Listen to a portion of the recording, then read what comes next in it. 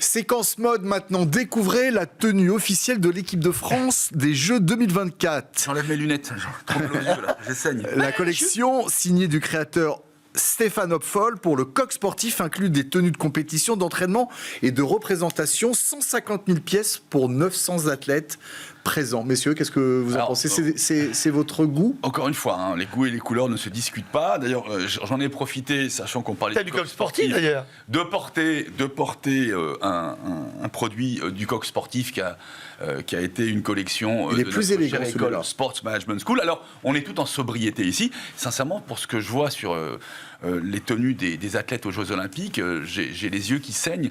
C'est absolument hideux.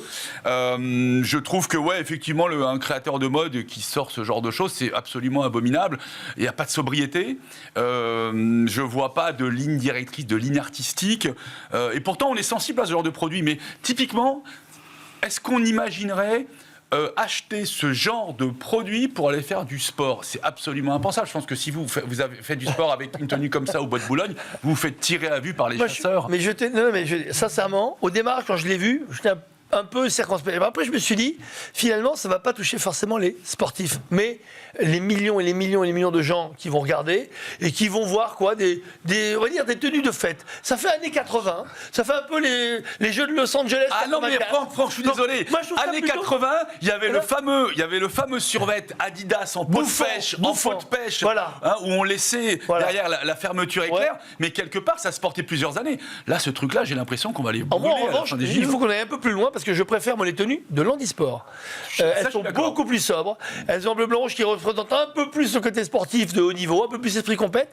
Là, c'est vrai qu'ils y ont été, peut-être aussi, parce qu'ils ne s'attendent pas à avoir une avalanche de médailles, donc ils se sont dit, allez, on va avoir le côté festif, le côté Coubertin, soi-disant, qui est l'important, c'est de participer, ce qu'il n'a jamais dit. Ça, on y reviendra plus tard. Moi, je trouve que ça fait un peu une tenue de participation. Voilà, ce qui m'inquiète, c'est que les tenues sportives sont vraiment à cacher, alors que les tenues pour défiler, hein, on a vu que c'était un accord avec une entreprise de LVMH qui est magnifique. Donc j'espère qu'on va aussi briller sur le terrain. Espérons qu'on fera un peu plus compète, un peu plus gagnant que les tenues un peu plus légères qui sont faites normalement, on va dire, pour le grand public. Voilà pour la séquence mode.